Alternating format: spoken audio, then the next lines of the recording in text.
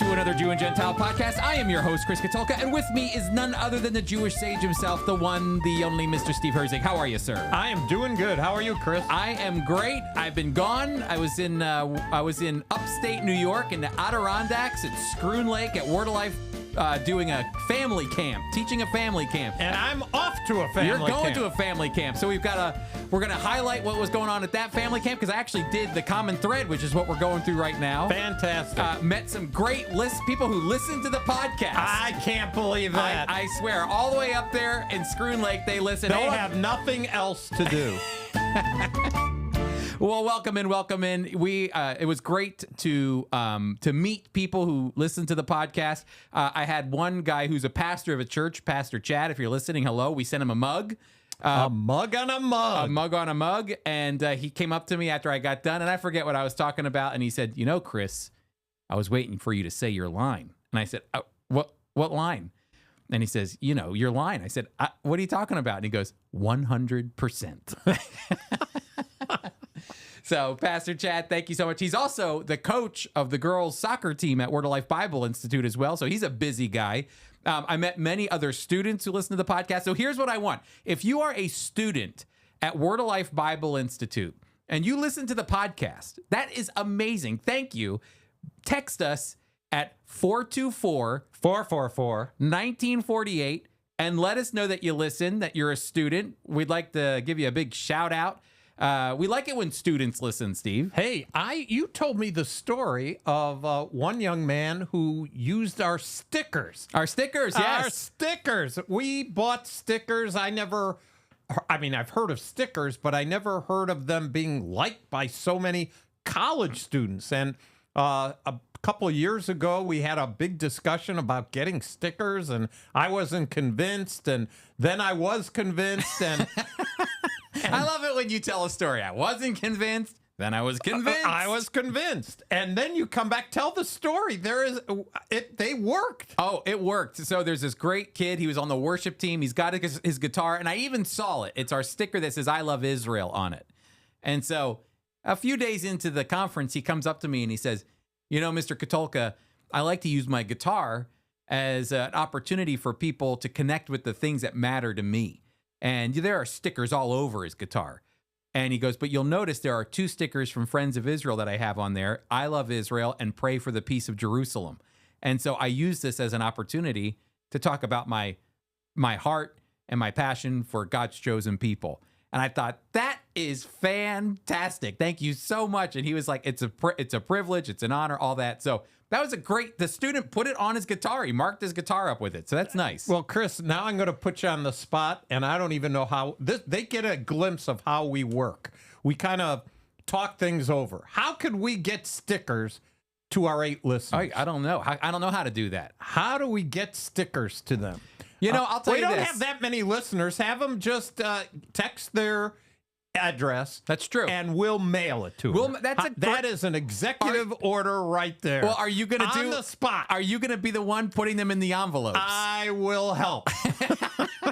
But if they text their address... Okay, wait, time out. First, text your name and your address to 424-444-1948, and we will put a series of stickers. Yeah, we'll even give them more than one. Look, there they are right over there. That's right. They're right behind us. Yeah, we got the stickers and here. We got plenty of stickers. And here we had a testimony of a young man who says, "I want people to know what matters." I love the way he worded that. I would have probably said, "I want people to know what I like." Yeah. But he wants people to know what matters to him. And Israel matters to him.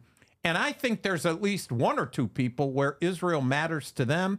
If they text us their name, address, and zip code, we will put some stickers in an envelope and mail it to them. Now, listen, everybody, it's recorded. Laura is fuming already. It's recorded. He said, "We will." Okay, so that means Steve's going to sit down with Laura and I, and we are going to hand pack all of these.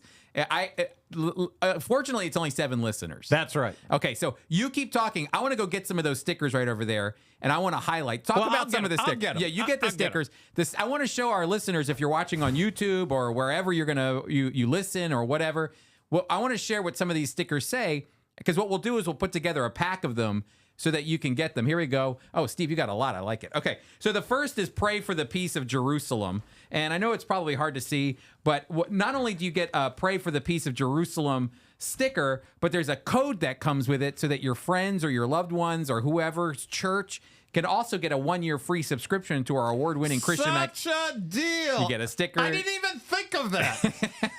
I just wanted to get them stickers. And then we also have this heart that has Israel on it, the Israeli flag. You know, I saw a very interesting social media post because people call Israel a religious / ethnocentric, almost like a racist country. Yeah. They've never been there, have they? Well, then they go, look at their flag. It's a Star of David. It pushes everyone else out. And this Jewish person responded with a litany of flags that say, oh, that's so funny. So we can't have the Star of David, but the Union Jack in the UK can have a cross. And he lists all these. It's got to be 15, 20 flags that have crosses in them that represent Christianity. And then the other 15, 20, 30 flags that have the moon and the crescent moon for the Muslims in it. And he goes, why are you targeting us? We're one country. One little country. That's right. So anyway, you have stickers here with the heart.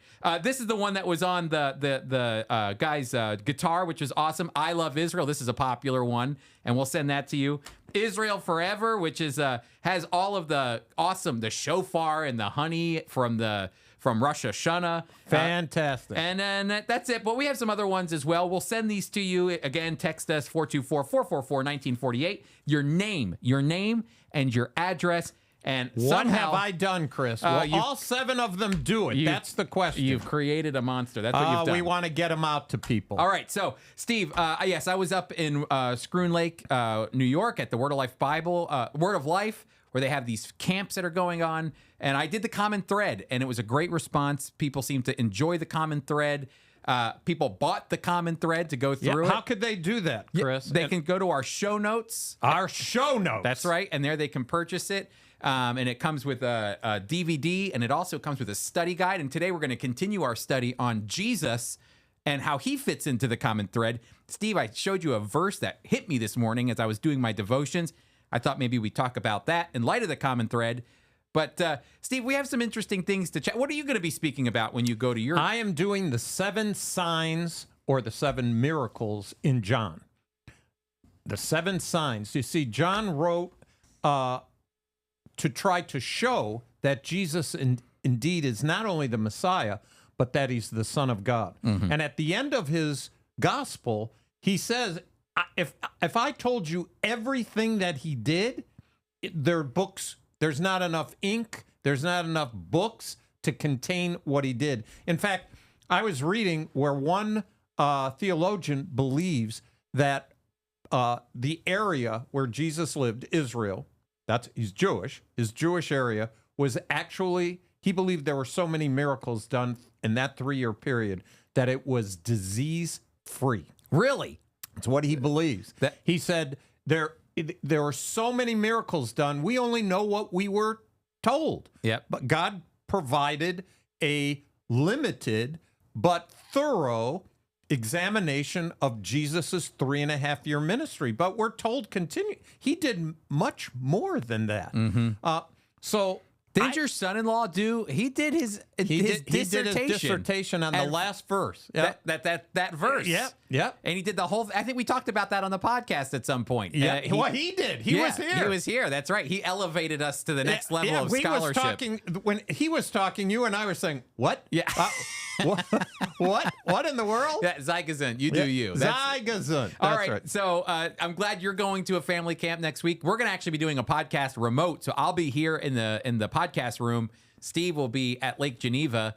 And so it'll be a great time. I'll get Mike back on, and he'll be able to give us some insight. That's right. We can clock out for a moment and let him teach. That's right. That's right. Steve, first I want to say, where were you when President Donald Trump had an assassination attempt on him? I was in the room. I have my daughter's room. It was her room a long time ago.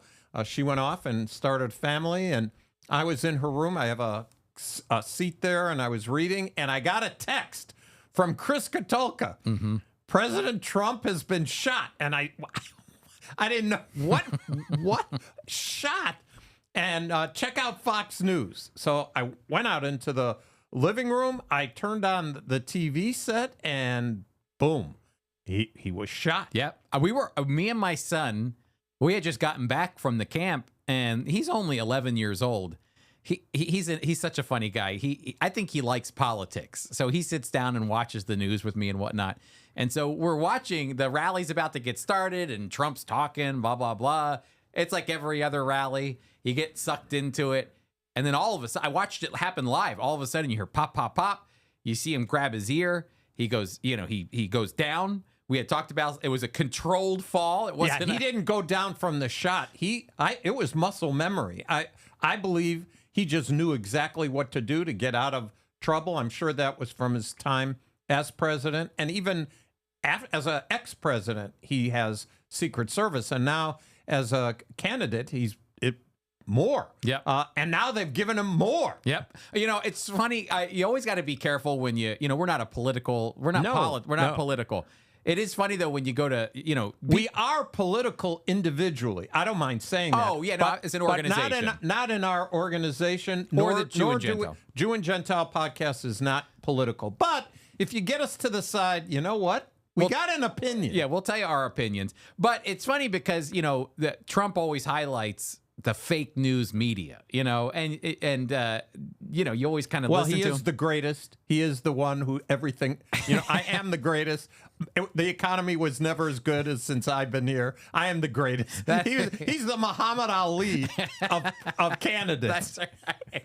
But he's right when, like CNN the other day, like right after this happens, it says Trump, something happened to Trump and he fell to the ground. Not even a shot. That was the headline. Something about CNN, not a shot, nothing, no gunshots, no nothing, no assassination attempt, just he fell to the ground. And I'm thinking that is fake news when you think about it. 100%. So anyway, I was sitting there watching it, and you're just stunned by what happened. You're almost sometimes surprised it didn't happen earlier too, in some way. You almost felt like in those kind of rally settings, something bad could happen.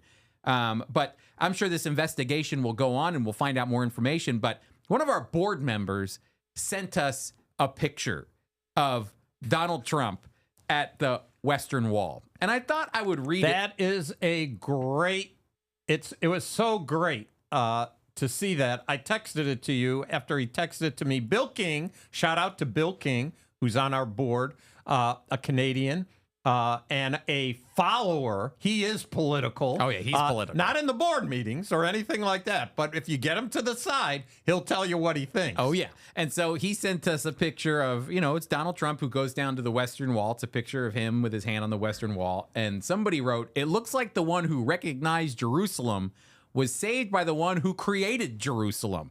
And, it's a great line. It's a great line. You can definitely sense that there is some divine intervention there, because we're talking about the fact that 1 inch, 1 centimeter, he just turned his head just enough and that bullet flew right by and just clipped his ear. Life and death was hanging in the balance. Well, do you remember? You remember the person in the Bible who had all his armor and the arrow hit just in the spot that wasn't covered? That's right. So you're immortal until the Lord calls you. 100%. It doesn't matter if you're trying to protect your life and you think you got everything covered. That's nope. it. Yep. And on the other hand, if you're not even thinking about it, he just turned he said he never looks at the Jumbotron. But he wanted to look. There were some statistics he wanted to look at, and he just turned his head when the shot was fired. And how about that picture of actually capturing the bullet as it whizzed by? 100%. I've never seen a picture like that before. It does make me think, though, about the man who lost his life, Comparatori, I think his last name was.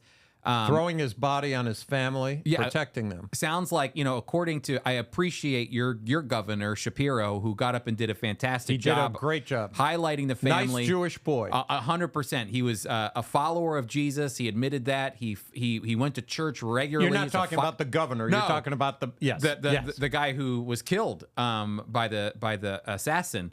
that he loved his family, went to church every Sunday. I like that Governor Shapiro highlighted those qualities of who he is. Yeah, he set aside politics to tell you the straight truth. Yes.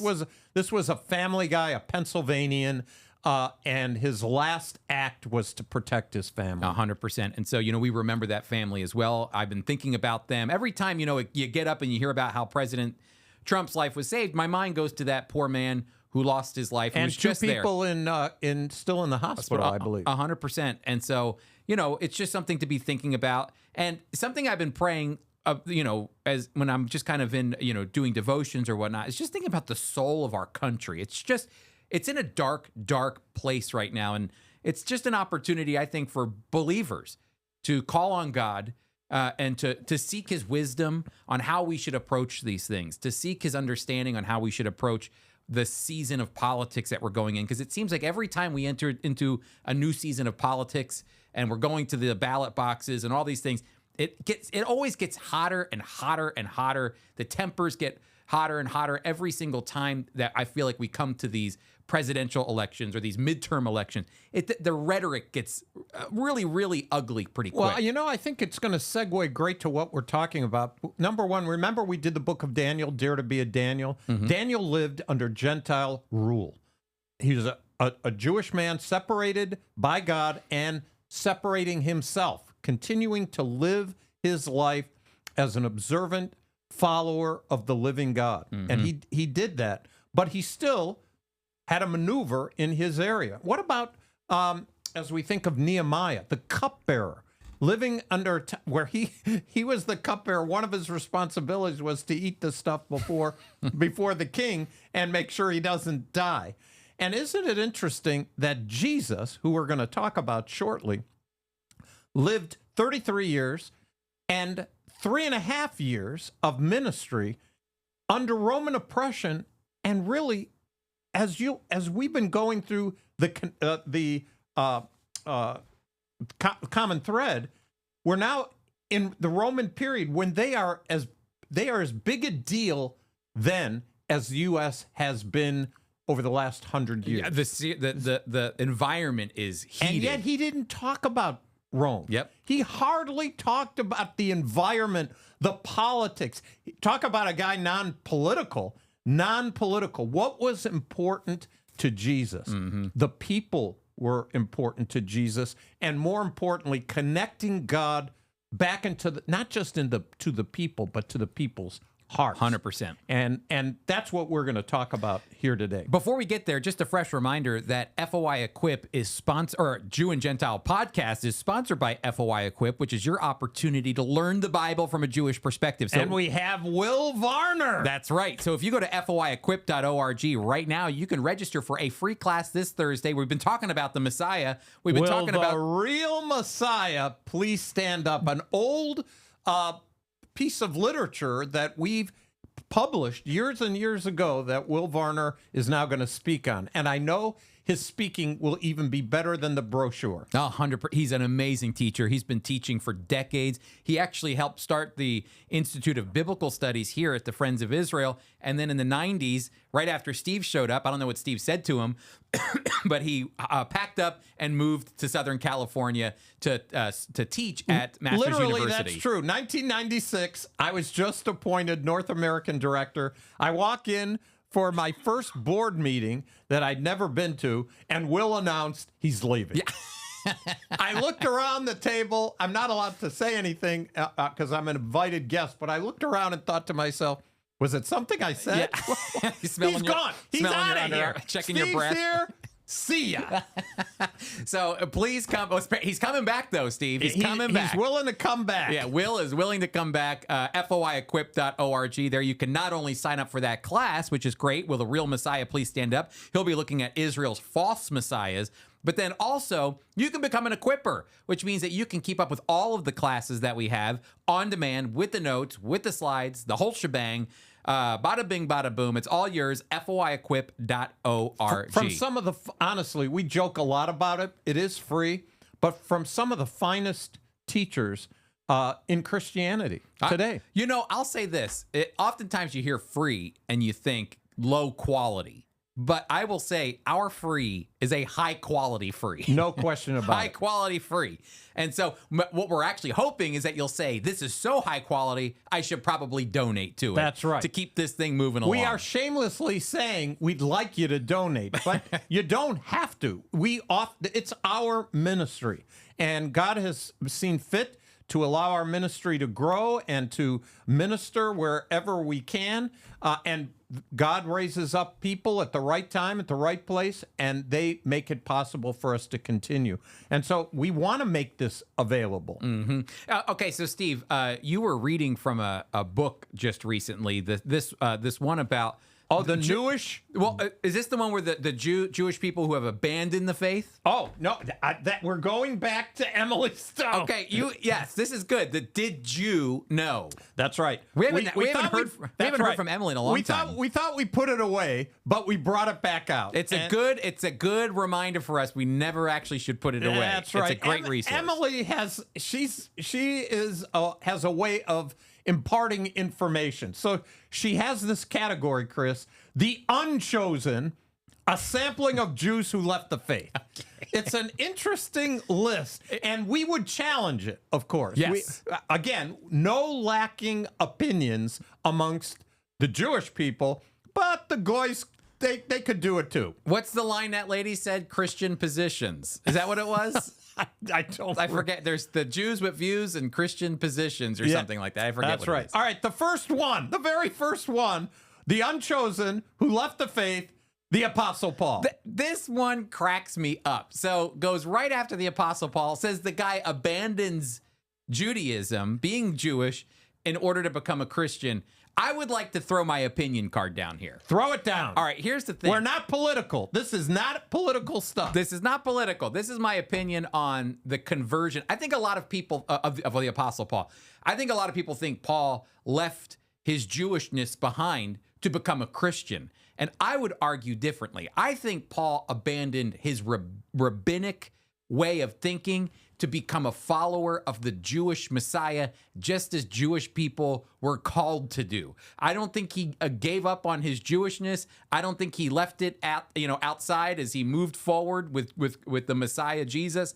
I think he said, I'm no longer rabbinic. I don't follow the rabbinic traditions that our fathers had followed. I have the Messiah now, and now I follow what we would call the law of Christ or the law of the Messiah. So he goes right to Jesus now, not to what the rabbis were saying. That's my take on it. Well, Chris, my opinion is a little different than yours. I think it's impossible.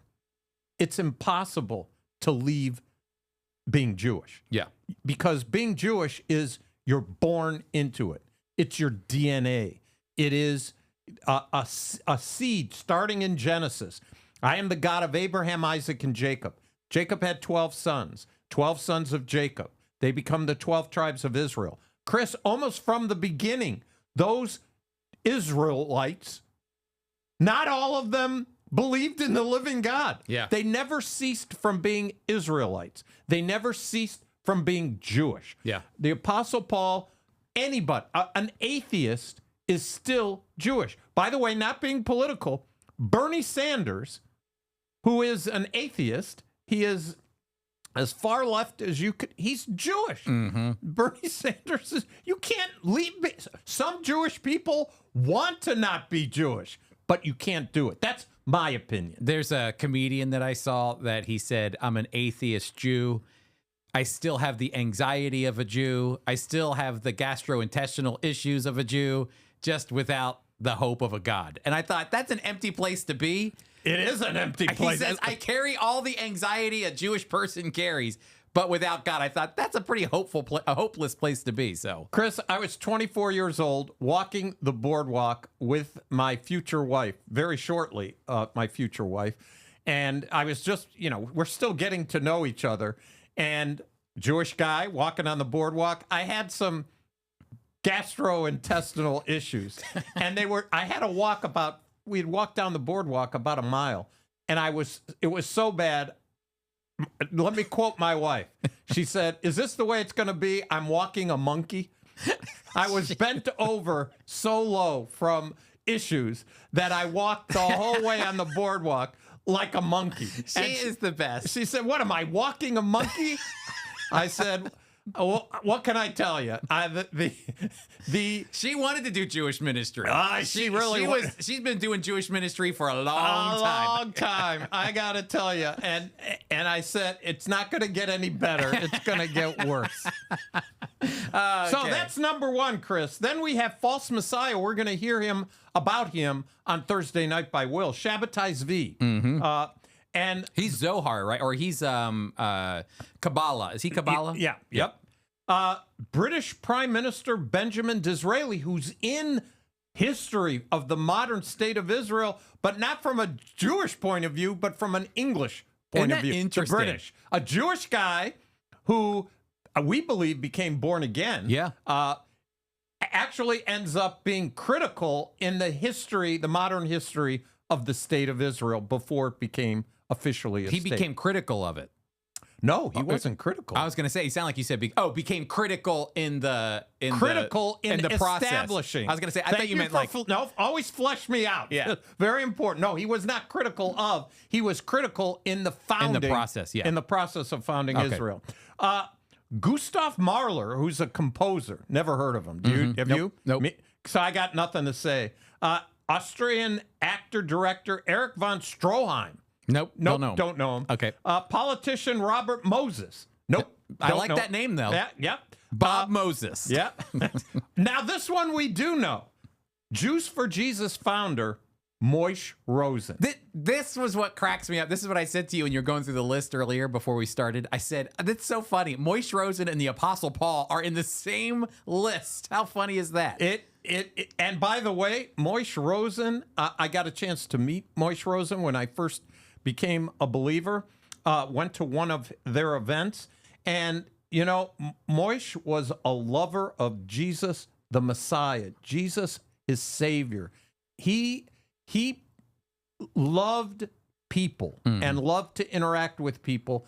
His life was impacted by what we call, at least we used to call them tracts, brochures, where people pass out literature on a street corner or drop it off at when we used to have phone booths or leave it in a magazine rack. All those things are old things. We don't do them anymore. But in those days, they had them. And so when he established Jews for Jesus, their main ministry was have a T-shirt, tell people no, they're a Jew for Jesus, thus arguing with this list. They are a Jew for Jesus, and that they want other people to know. And they wanted people to know and react. This is very Jewish. I want you to react right away. You hate me? Fine. You're entitled to hate me. I get it. You like it? Great. What they didn't like was, I could take them. They wanted you to come to be confronted with truth. Or if they didn't believe it, from their perspective, a lie. And so Moshe Rosen was kind of he had the chutzpah of the Apostle Paul. Yeah. I would certainly say that. Are there any other ones? Yes, Arlo Guthrie, folk singer. I heard of Arlo Guthrie. And Billy Joel. Oh, Billy Joel. Billy Joel. Only the good die young. Who had Jewish parents, but mysteriously was raised Catholic.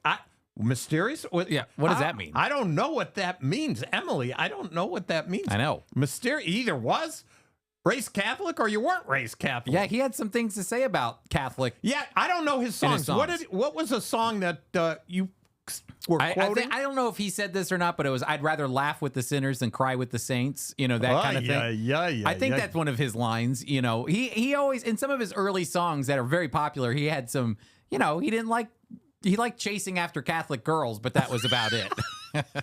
Let's get off the subject. Yeah. So but I would also argue two other people need to be on that list. First is Jesus. I mean, if she feels that way about the Apostle Paul, I mean, she forgot the source of this whole thing. Well, Chris, there's a good chunk of Jewish people who don't blame Jesus.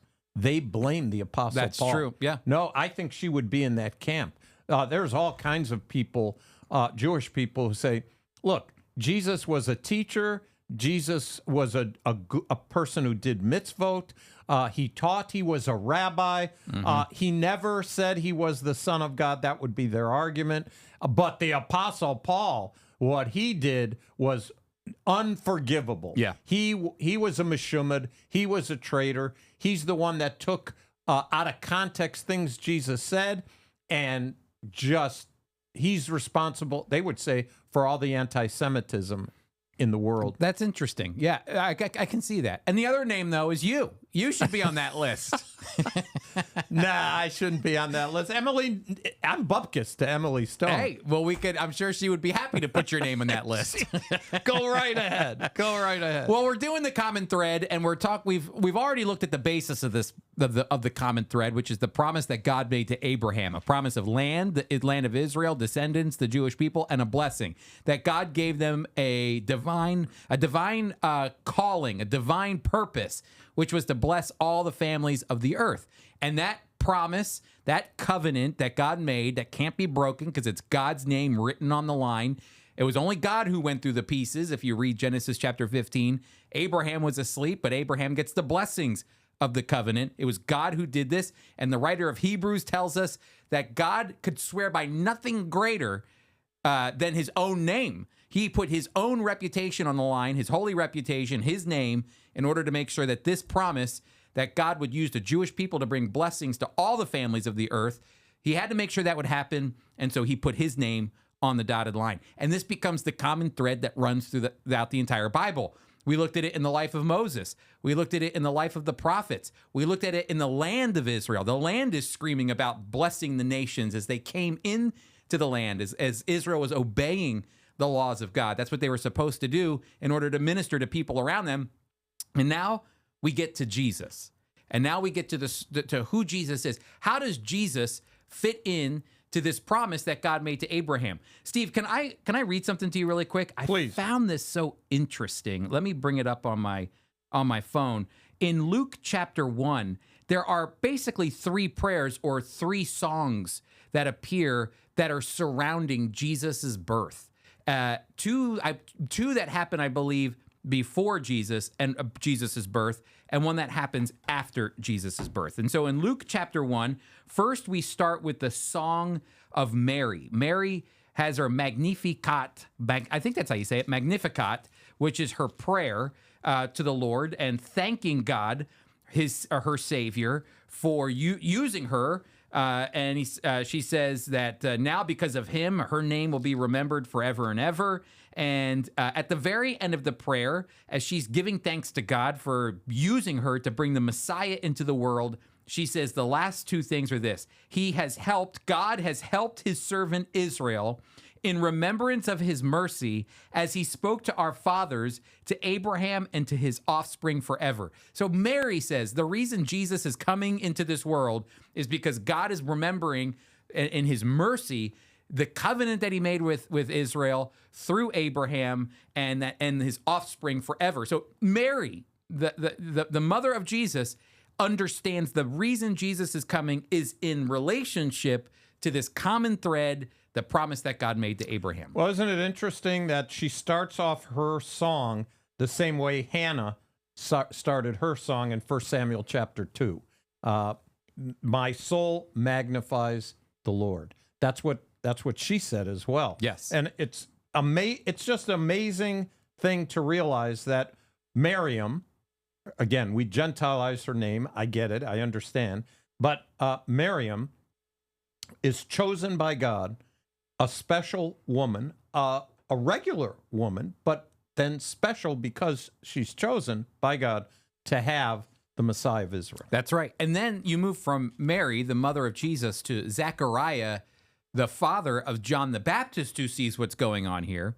And he starts his prayer to God by saying in verse 68 of Luke chapter 1, "Blessed be the Lord God of Israel, for he has visited and redeemed his people and has raised up a horn of salvation for us in the house of his servant David, as he spoke through the mouth of his holy prophets from of old, that we should be saved from our enemies and from the hand of all who hate us, to show the mercy promised to our fathers and to remember his holy covenant the oath that he swore to our father Abraham, to grant us that we be delivered from the hand of our enemies, might serve him without fear in holiness and righteousness before him all our days. Now, does that sound like a person who's not Jewish? Yeah.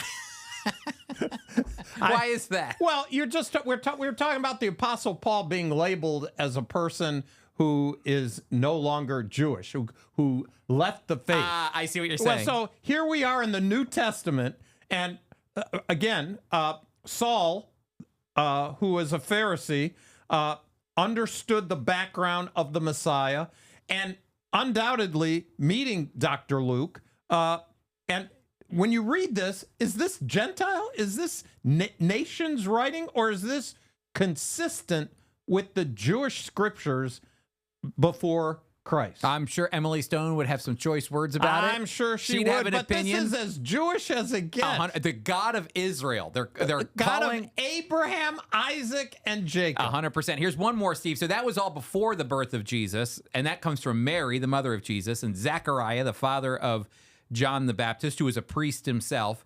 And now we're at the point where Jesus is being brought to the temple to be dedicated.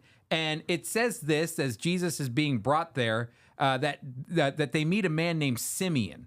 And it says Simeon was a devout and righteous man waiting for the consolation of Israel. That right there is bada bing, bada boom. That means this guy is waiting for God to redeem Israel as a nation. He's thinking nationally.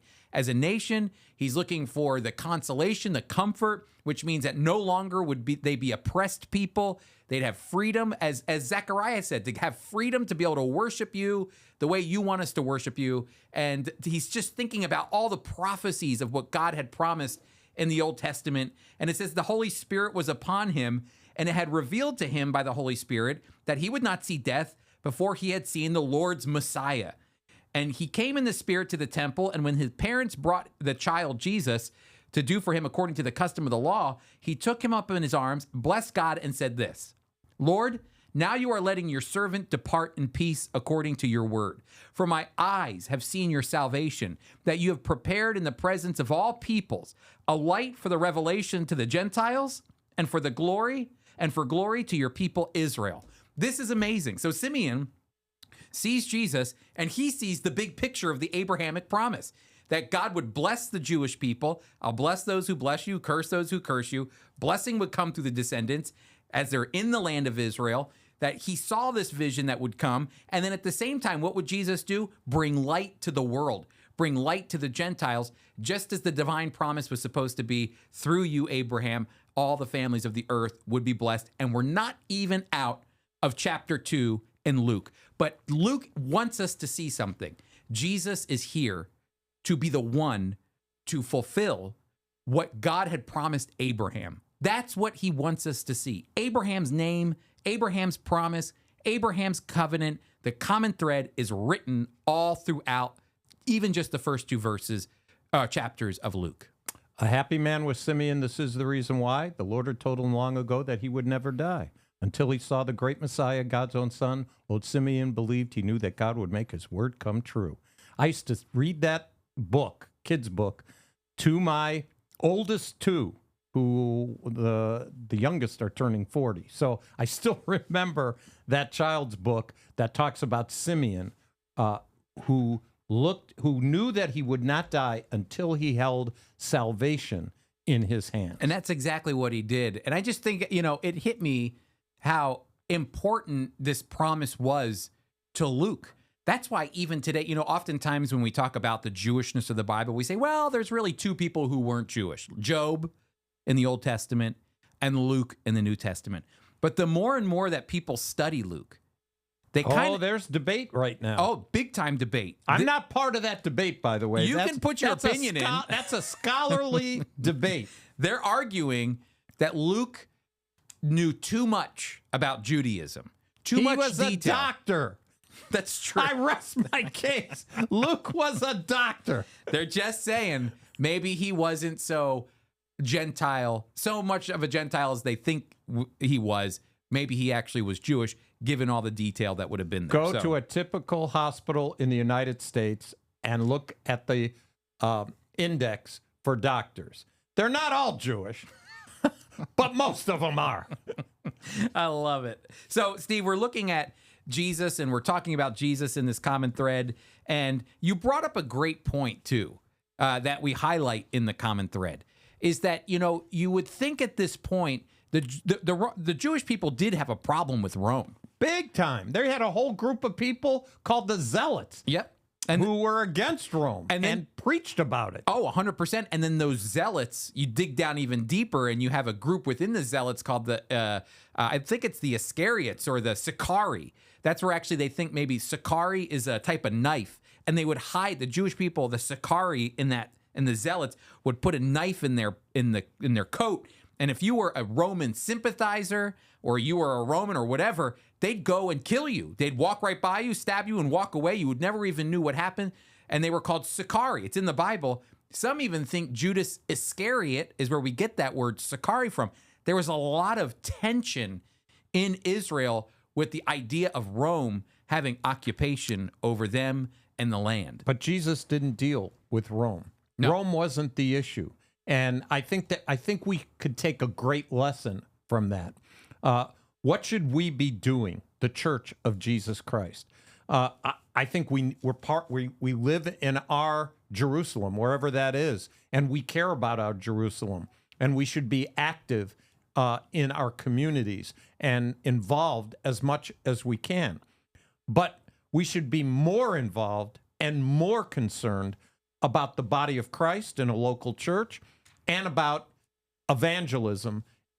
In other words, sharing our faith wherever God opens a door so that we can communicate the most important aspect. We're only here a few years, Chris, however many they are. For some, it's not too many. For some, it's a long time, but it's a short time in terms of eternity. And that's what's important. And so I think we learned from Jesus as he came during a very difficult time, strife and political divisiveness, even amongst the Jewish people. His focus was on glorifying his Father and on reaching people with the message. When you get to the Sermon on the Mount, it's interesting to see how Jesus develops this desire to show you what the law says, but then takes that concept of the law and drives it deeper into the heart of the individual. And so, I always say it makes it seem like Jesus in the Sermon on the Mount makes the law even more difficult because, you're dealing with, it's one thing to go, oh, I've never murdered anybody.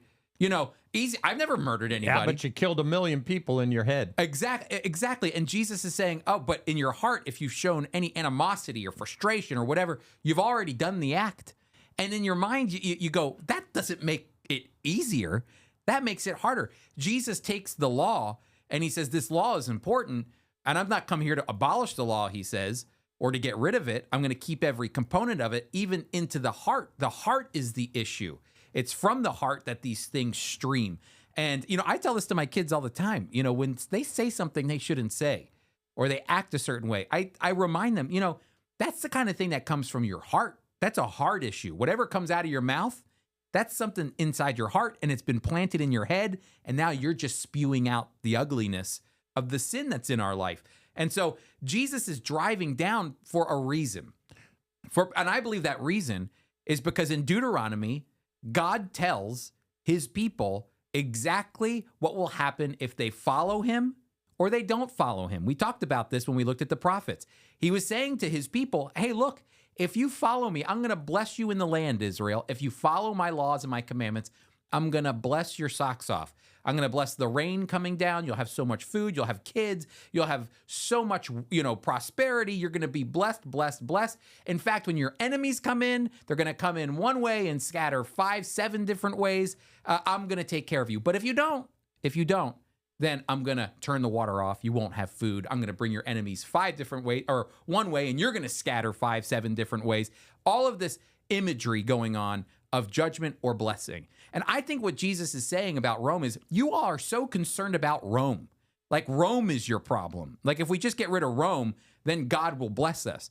The reality is I think Jesus was coming to his people to say, you have a heart issue. You need me. And in doing so, in saying that you need me, What he's showing is actually, if you remember, God asked you to turn to him and repent. And then God would deal with whatever nation is coming. Rome wasn't God's problem. Rome is not God's problem. Your problem is you. You are the problem. You know, Chris, in John chapter 9, the blind man is healed. I'll be talking about this on one of the messages, but blind man is healed, and the Pharisees, as they're called, which is interesting name, the Jews. So you got John, who's Jewish, writing about the Jews. He also calls them Pharisees, Sadducees, whatever they are. And he says that they kept asking the blind man, how did this happen? How did this happen? And it happened on the Sabbath. One time they asked who did it, and he said, Jesus did it. And then how did he do it? It was so interesting. The man is healed. He got new eyes. Mm-hmm. The focus was not on what Jesus wanted to do, was to authenticate who he is. To say, look, here was a guy blind from birth. His own disciples were trying to figure, whose sin is that? Is that his? The guy didn't do anything, and he couldn't sin in the womb, but is it his or is it his parents? So they were confused. And then the Pharisees, how did this happen? How do you get new eyes? If they would have they were so infuriated, their world was so rocked, it was so counterintuitive to them that the thing right in front of them, the person right in front of them, was this miracle worker who could create two new eyes, mm-hmm. and that was what they thought about the least, mm-hmm. not the most. They thought about it the least. And Chris, we're talking about the Jews or the Pharisees or the enemy. Chris, you and I are basically the same way. We do it all the time. Because we have a new nature, hopefully the Spirit of God will arrest us. We have daily devotions. We look to his word. Iron sharpens iron amongst God's people, where we can, because we're really like a pinball, mm-hmm. Left rolling on our own with no sides, we're going to roll off. But by God's grace, through the Spirit of God and other believers, and we can be arrested and say, wait a minute, Lord, I'm sorry about that thought, that action. I shouldn't have done that. And so we do counterintuitive things of our natural sinful state because of the new creation he put in us. He put two new eyes in the blind man. He puts in us a brand new person. You know, the whole thing about the Sermon on the Mount is righteousness too. And even Jesus says in Matthew chapter 5, verse 20, I believe, he says that your righteousness must exceed that of the Pharisees. Good luck. Yeah, that of the Pharisees. And, you know, I'm sure a Jewish person thought in that time, oh, I exceed the Pharisees. And Jesus is saying even the Pharisees don't stand a chance. And these are the law-abiding citizens of Israel. These are the ones who keep the laws, make the laws, enact the laws, all these things. And Jesus is saying your righteousness has to exceed these things. Again, what he's doing is forcing dependence on him. Jesus did all of these things in order, like you said, he's looking to the Father in order to minister to the people. There's this unique relationship. Jesus doesn't hark on other or call on other rabbis. He doesn't do what the typical rabbi would have done in that day. Instead, he shows the total dependence that we need on him. That's what's going on. And in doing so, Jesus is trying to get Israel to see your problem isn't Rome. Rome is not the issue. God will handle Rome any day of the week.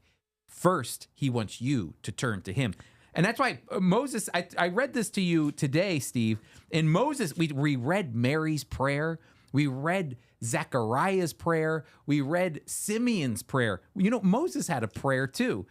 Just before he died, at the very end of the prayer, in Deuteronomy chapter 32, verses 43 and 43, he says, "Rejoice, you nations, with all his people, for he has avenged the blood of his servants," that's Israel. "He will take vengeance on his enemies and make atonement for his land and his people." That's a great verse. So it shows that promise that God made to Abraham, which involves a land, the people of Israel and the blessing to bless all the families of the earth. Rejoice, you nations. Rejoice, everybody. Why? Because God is going to forgive the sins of cleanse the land of Israel, and atone for the sins of his people. That means that there is a hope that's coming. Jesus came to do that because he's saying, stop looking at Rome. Look at me. I'm here to forgive you. And I think, Steve, we also do that. I think it's sometimes as Christians, we point the finger at other people. They become our Rome. Oh, they did this in my life. They did this to me. I'm a victim of this or a victim of that. And in reality, God sometimes forces us. I'm not saying it's everybody, but it's happened to me where I had to look deep inside and say, you know what? Maybe the problem is me and my relationship with the Lord and not this issue that I'm blaming it on. First, I always encourage people, first start with you and then go outside yourself. First start with you to make sure you're blameless before the Lord, your conscience is clear, and then you can proceed elsewhere. But God always wants us to look inward first, then outward. That's what we see in Jesus's ministry to Chris, Israel. this was really great. And now we got to get to the news. The news is good. We've got some good ones, Steve. Today, it's kind of a happier time. Look, the war is still going on. We don't know whether the number one person was killed in the attack. They say that 85% of Hamas is gone and they're on the run. We pray that's true, and we're praying for the peace of Israel up north. As bombs, we don't even hear about it in the news unless you look for it. Rockets are still coming in by Hezbollah on a daily basis. 100,000 Jewish people are moved to the middle part of the country. We don't want to forget that. But to give a little different perspective, first, let's have some good news for Israel. This is kind of cool, Chris. You had talked to me about Google purchasing Wiz a couple days ago. And then this morning, I was reading, wouldn't you know, they have an article of more in depth than what you told me.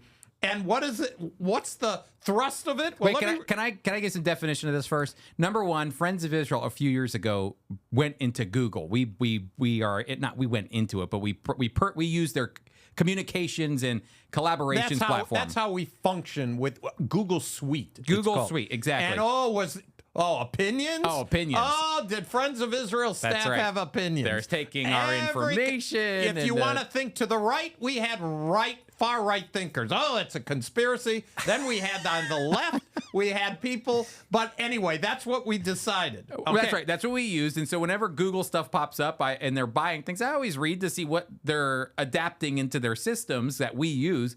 And this product, Wiz, is a cybersecurity for cloud-based information, like all the cloud storage. They do cybersecurity. It's only a 4-year-old company, and its origins are Israeli. That's right. They were the people who invented it. They're the startup. They were a part of the Israeli military. Right, but okay, that's the detail stuff. Blah, blah, blah, blah, blah. That's great. But how would they know any of that? The bottom line is, and this will be in your show notes, Google purchase of Wiz would be a confident vote in Israel. And here it is, Chris, brings significant tax revenue. Bada bing, bada boom. Bada bing, bada boom. $23 billion sold. That means $2.3 billion is going into the coffers of the country of Israel. Thank you very much for your high taxes. Even if I'm a multi-billionaire, you're sucking me dry. Well, I will say, actually, I know that's a lot of money. First of all, this was the biggest acquisition Google ever made. This is the most expensive acquisition. Cash. Yes, they paid in cash. The second is, what do you need, a truck? Yeah, how does that? Do they just unload it? What? 14 semis coming. I just want to see, you know, when you check your bank account online and it's got bupkis in it or whatever, and then all of a sudden you open it up and boom, it's just like, what does that feel like? What in the world? What does that mean? They paid cash. Where did they go to get?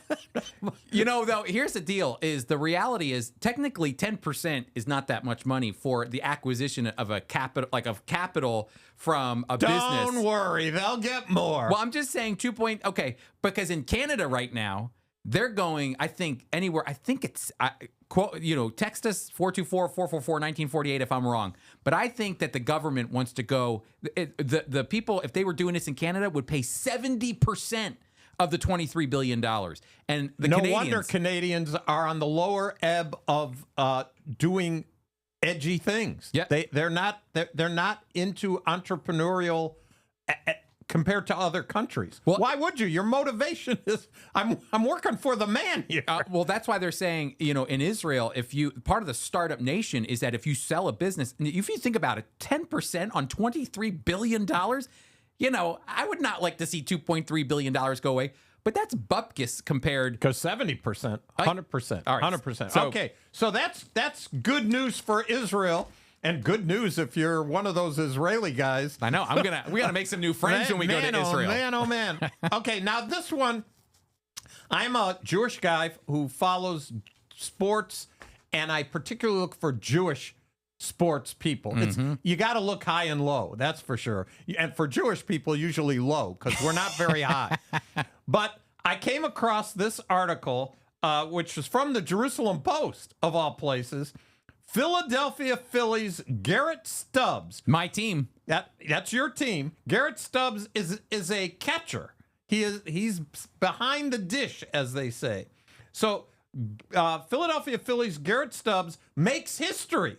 He makes history. You got my attention. And this is in the Jerusalem Post, by the way. That's right. And embraces his role as a Jewish ball player. So I said, what happened? What did Garrett Stubbs do? What does that mean? When you tell the story, it's funny now that he embraces his role as a Jewish ball player. He's pretty excited. So what happens is that the Phillies are getting crushed by the Oakland Athletics. They're getting crushed. And so the manager doesn't want to waste any more relief pitchers because they're going to lose the game anyway. I think when Garrett came in, it was 13-3 or 14. I'm not sure what it was. They weren't coming back. They weren't coming back. So Garrett Stubbs is on the bench, and so he said, hey, go out there and just throw as hard as you can. Eventually, you'll get the players So the up. guy is not even a pitcher. He's a catcher. And do you think it was just, eeny, meeny, miny, up, you're up, go ahead? No, they have discussion. Other teams have done this kind of thing. So they have discussions about that. My team, the Cleveland Guardians, also threw out their catcher one time because they were getting crushed in a game. And he was throwing about 76 miles an hour, which is bupkis to be a professional. That's batting practice. That's like barely, home run derby. Barely. So Garrett Stubbs, how does he make history? He's out there on the mound, allowing walks and hits, and anyway, the bases are loaded. The bases are loaded, and I'm trying to see Zach Geloff or Geloff. Gelof, Geloff, I believe, is up to the plate with the bases loaded. And Zach is Jewish. Zach is short for Zachariah. We have a prophetic name. So there's Garrett Stubbs pitching to a fellow. They're not the only two Jewish people in MLB, Major League Baseball, but they're up there. They're a good percentage of all we have. And what happens? Zach hits a grand slam home run. So the off of Stubbs. So the Jerusalem Post looked. They went into the. First of all, how many Jewish people in the major leagues face each other? Hardly ever. Yet this time, a grand slam. A Jewish guy threw a pitch that another Jewish guy hit for a grand slam home run. And this was in the Jerusalem Post. And I just had it. I said, "This is great." Well, listen to this. This is a 31-year-old. Oh, this has to do with October 7th. He says he's talking about October 7th Stubbs, and he says, "I think it impacts the entire Jewish community in a negative way." I thought he was talking about his pitch. that was all in Philadelphia. That was negative. I'll tell you that. 18-3 at the end there between A's and Phillies. That's right. So now we're going to go to something really neat, I think. Again, we're not political, but we are commenting on news that relates to Israel, the Jewish people. And what happened at the opening of the convention, the Republican convention, only caught my eye because of this headline, which is also in the Jerusalem Post. Jewish politician leads prayer for Israeli hostages to end Republican convention's first day. Now, let me tell you something. This woman, Leora Levy, is from Connecticut. So this morning, I told my wife before I came to the office, I said, Alice, you need to know that there was a Republican in Connecticut. Yeah, that alone is a miracle. And this Republican who's in Connecticut is Jewish. Yeah. And Alice said, Jewish? Where'd they? How did that happen? How could that possibly happen? But it did. And Chris, why don't you read her prayer? Her prayer is just a really neat thing to think about in light of what an assassination, which is a blight on our country, not Republican or Democrat. It's a blight on our country. Read her prayer. Yeah, she says, "O Lord our God, we pray for the peace of Jerusalem, your eternal city, and for all the children of Abraham. We remember and pray for freedom for the hostages kidnapped and held so cruelly against their will. Lord, please keep them in your sight and hasten the day of their freedom." And we would say, hasten the day of the coming of the Lord Jesus as well. Even so, come, Lord Jesus. Well, you have the Yiddish word for the day. I don't even know what it is. The Yiddish word of the day. You know, I was looking around. I follow this Yiddish site on Facebook, or a Yiddish page on Facebook that maybe y'all would want to follow, called Yiddish Word of the Day, a light, fun group of lovers of Yiddish. And there are some... She's a riot. That gal is a riot. There are some fun things on here. Like, well, I shouldn't give these away, but here's nudge. I didn't know nudge was a Yiddish word. Oh, nudge. Are you kidding me? I didn't know that was Yiddish. Ay, ay, ay. This is a good one. Tushist. Tuchist. No. Tsuhist. Tushist, which means flustered or frustrated. And really what it means is tu is hot and hist is heat. It means you're overheated. Okay, but that's not even the Yiddish word of the day. I found the Yiddish word of the day on here. You gave some bonuses. We're free. We always are in the business of free. That's free, that people. That was a compliment. It was given in a compliment way. That's a complimentary way. We're giving it to, there you go. And so we'll use them again at some point. We'll reuse them, don't worry. But the Yiddish word of the day, everybody, is das Geshank.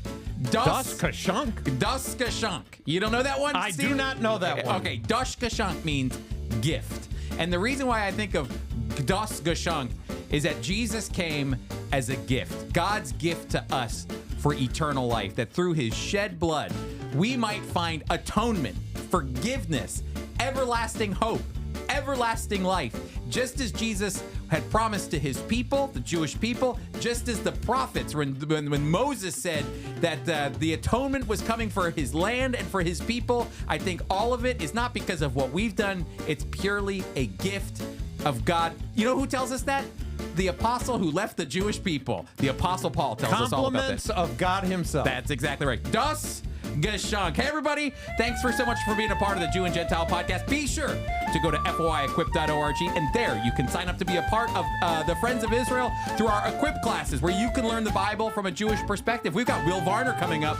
Will the real Messiah please stand up? Hey, don't forget, if you want some stickers, I can't wait for you to tell Laura what you're doing here, Steve. All right. So if you want some stickers, text us 424-444-1948.